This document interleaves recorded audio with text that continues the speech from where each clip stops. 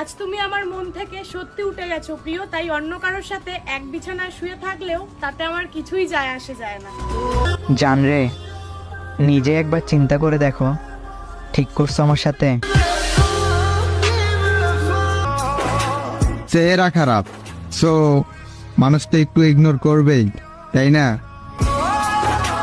নিজে BTS army হয়েও প্রকাশ করতে পারি না, কারণ আমার বান্ধবীগুলো বিটিএস হেটার্স। সালা জানলেই আমাকে হিজড়ে বলে ভেঙাবে। তোমার তো কথা বলার অনেক মানুষ আছে, কিন্তু আমার তো তুমি ছাড়া কেউই নেই। জানো তো, তোমার পরে আমার লাইফে অনেকে এসছে, কিন্তু তোমার মতো করে ভালোবাসতে পারিনি তাদের। আমার স্বপ্নগুলো আমার মতোই ব্যর্থ। আপনি অনেক দামি মানুষ, আমি কিনতে পারবো না। আপনি অনেক সুন্দর, তো তাই আপনাকে আমার পাশে মানাবো। আমার ভালোবাসার মানে তুমি কি বুঝবে? আমি তো তোমায় অন্য কারো সাথে দেখেও ভালোবেসেছিলাম। আচ্ছা, প্রথম ভালোবাসা কি সত্যি ভুল মানুষের সাথে হয়? জান বলে ডাকা মানুষটাও একদিন দেহটা রেখে জানটাই নিয়ে যায়। তাকে ভালোবাসার পর থেকে আমি অন্য কাউকে আর ভালোবাসতে পারলাম না।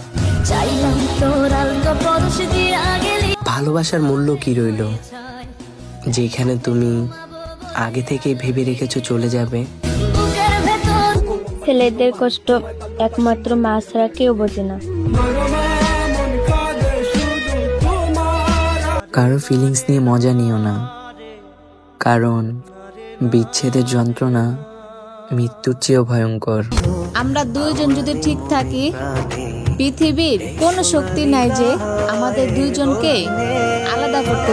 আমি তো তার সাথে মরতেও রাজি ছিলাম, কিন্তু সে তো আমাকে ছাড়াই বাঁচতে চায়। তুমি আমার জীবনের এমন জায়গায় আছো যে হাজার কষ্ট দিলেও তোমাকে ভুলতে পারবো না।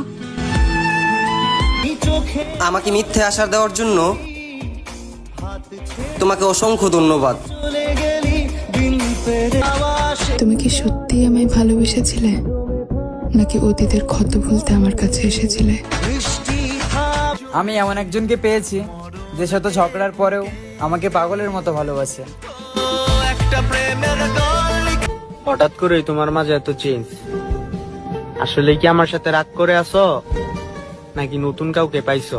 আমি চাঁদ দেখতে গিয়ে তোমার হাসি দেখে ফেলেছি, আমি পরী খুঁজতে গিয়ে তোমায় পেয়েছি। তোমার তো কষ্ট হয় না আমাকে ছাড়া, তাহলে আমি কেন ভালো থাকতে পারি না তোমাকে ছাড়া?